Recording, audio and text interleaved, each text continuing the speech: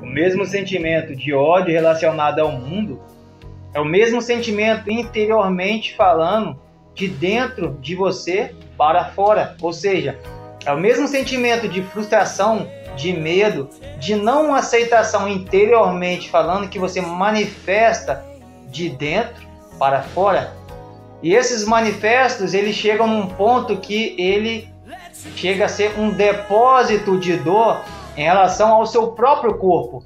O seu corpo acaba tendo situações de dores, de angústias, de medo, de ansiedade, de depressão. E às vezes você não consegue achar um diagnóstico mais preciso, um diagnóstico mais preciso em relação a você entender o porquê dessas dores. E muitas das vezes esse manifesto, esse depósito de dor em relação ao seu corpo, é muito mais uma questão emocional.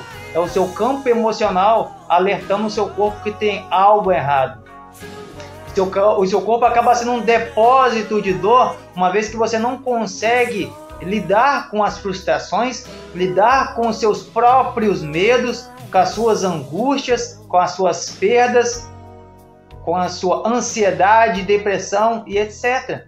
Às vezes você não consegue lidar com o insucesso, com a tristeza, você não consegue lidar com perdas, você consegue trabalhar somente no positivo e acaba entendendo que uma vida boa, uma vida 100% positiva é na perfeição.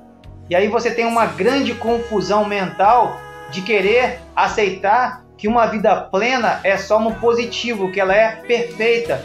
E a gente sabe que vida perfeita ela não existe, mas por você acreditar no seu inconsciente que uma vida perfeita é real e você fica incansavelmente buscando essa perfeição, você vive a vida numa frustração constante. Você vive em um progresso de infelicidade exatamente por não entender que é na imperfeição que você consegue chegar a um equilíbrio de vida, que é na imperfeição uma possibilidade de acerto, que é na imperfeição o meio do caminho para você chegar a um sucesso, a uma vitória, que a vitória passa por um processo de dor, passa por um processo de frustração e que está tudo certo, que isso faz parte da nossa evolução como ser humano. Então quando você cria uma ideia, cria uma imagem de perfeição de vida, você acaba se frustrando também para tudo que você acredita como positivo. E dentro de um campo de relacionamento, dentro de um campo de trabalho, dentro de um esporte que você só enxerga o positivo. Então procure memorizar as possibilidades de acerto, mas também a possibilidade de não dar certo. Que se porventura não dar certo, está tudo certo, está tudo bem. Então essa ideia de idealizar somente no positivo é uma frustração, é uma dor constante que amarga a nossa vida. Então você tem que parar de ter vergonha, parar de ter medo de errar, parar de encontrar na plateia, nas pessoas que te cercam, uma possibilidade de você ser feliz externamente falando, no que as pessoas vão pensar, e se eu errar, e se não der certo, e se eu não conseguir vencer, e se porventura eu não conseguir agradar A, B, C, e você? Será que você está se auto-agradando?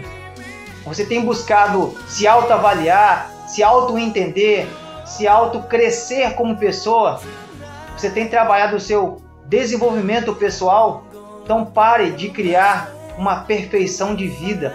Simplesmente viva a vida em um equilíbrio e encare nas dificuldades, nos seus próprios medos, uma oportunidade de crescer, uma oportunidade de evoluir com grandeza, e que a grandeza também é as imperfeições. Então aceite as suas imperfeições em relação ao mundo e pare de querer copiar, se comparar em relação às cópias positivas que você enxerga.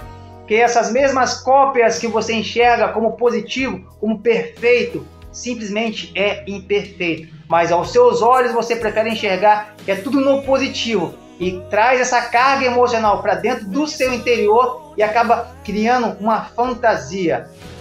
Acaba criando um medo, uma constância de negatividade, de não aceitação de suas imperfeições. Então aceite, se permita viver o novo. Mas o novo nem sempre é no positivo e nem sempre será ligado à perfeição. O ser humano é falho, a gente somos pessoas falhas, somos pessoas que estamos numa crescente evolução. Então, perca o medo de viver, simplesmente viva sem medo de errar, sem medo de dar o segundo, o terceiro passo. E lide melhor com seu lado obscuro, com seus lados interiormente falando. Procure entender as suas frustrações dentro do seu lado obscuro.